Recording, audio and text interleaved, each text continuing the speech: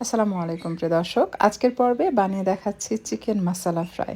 এটা যেমনি স্পাইসি তেমনি সফট এবং জুসি, খেতে খুবই মজার। যারা চিকেন লাভার রয়েছেন তাদের কাছে খুবই ভালো লাগবে। একবার আপনি চাইলে কিন্তু ট্রাই করে দেখতে পারেন।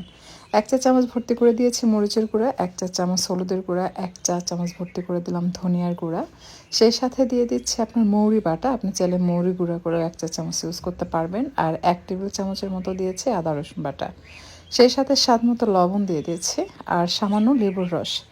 আমি এখানে ড্রামস্টিক নিয়েছি 10 পিস, অর্থাৎ চিকেনের যে লেগ পিস সেটা মাঝখান থেকে চিড়ে দিবেন, তাহলে ফ্রাই করার সময় দ্রুত এটা সেদ্ধ হবে, ভিতরে রক্ত জমাট বেঁধে থাকবে না। আপনি চাইলে লবণ পানিতে 1 ঘন্টার জন্য ভিজিয়ে রেখে তারপর মশলা দিয়ে ম্যারিনেট করে নিতে পারবেন।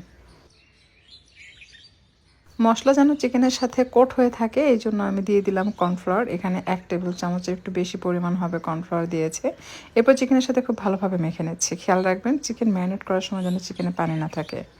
আর এখানে নিয়েছি পেঁয়াজ, কাঁচামরিচ এবং রসুন, সব একসাথে চপারে চপ করে নেবেন।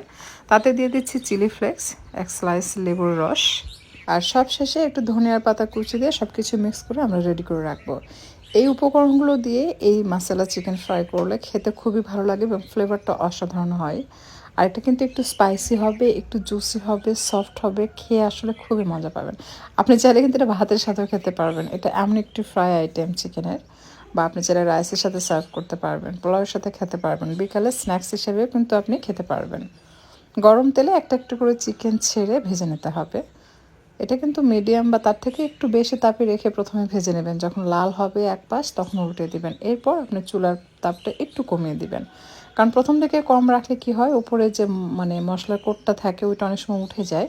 তো প্রথম থেকে চুলার তাপ বেশি থাকলে যেটা হয় যে মশলার যে কোট করা থাকে চিকেনের গায়ে ওটা লেগে থাকে, আলগা হয়ে যায় না, এবং যখন দুই পাশ বা চারপাশে একটু লালচে হয়ে যাবে তখন আপনি চুলার তাপ কম করে রেখে কিছুক্ষণ ভেজে নেবেন যেন সুন্দরভাবে চিকেনের ভেতরটা সেদ্ধ হয়ে যায়। চিকেন ফ্রাই করে নেওয়ার পর সেম প্যানে কিছুটা তেল রেখে দিয়েছে, আর তাতে অ্যাড করে দিচ্ছি সেই পেঁয়াজ, কাঁচামরিচ, চিলি ফ্লেক্স এবং ধনিয়ার পাতা যে কুচিয়ে একসাথে মিক্স করে রেখেছিলাম সেটা সম্পূর্ণটা অ্যাড করে এটা ভেজে নিচ্ছে।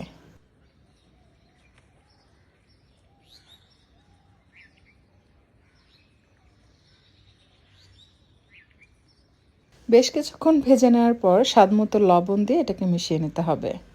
এরপর অ্যাড করছি মরিচের গুঁড়া। মরিচের গুঁড়া দিয়ে ভেজে নিলে খুব সুন্দর কালার আসে এবং কিছুটা স্পাইসি হয়, যেটা যেন খেতে খুব ভালো লাগবে।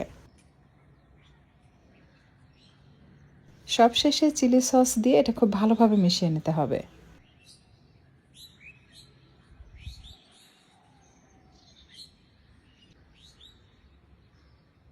মিশানো হয়ে গেলে অ্যাড করে দিতে হবে সেই ফ্রাই করে রাখা চিকেন। সম্পূর্ণ চিকেন দিয়ে এটাকে আলতো হাতে মিশিয়ে নেবেন। এই সময় চুলার তাপটা একদম হালকা রাখবেন, তা না হলে কিন্তু পুড়ে যাবে। হালকা হাতে চিকেনের সাথে সস মিক্স হয়ে আসতে যতটুকু সময় লাগে, জাস্ট মিক্স হয়ে এরকম মাখা মাখা হয়ে গেলে সাথে সাথে চুলা থেকে নামিয়ে গরম গরম পরিবেশন করবেন। এখন পরিবেশনের পালা। আমি ওপরে সামান্য ধনিয়ার পাতা কুচিতে গার্নিশ করছি। এতে দেখতেও অনেক সুন্দর লাগে আর খাওয়ার আকর্ষণও বেড়ে যায়।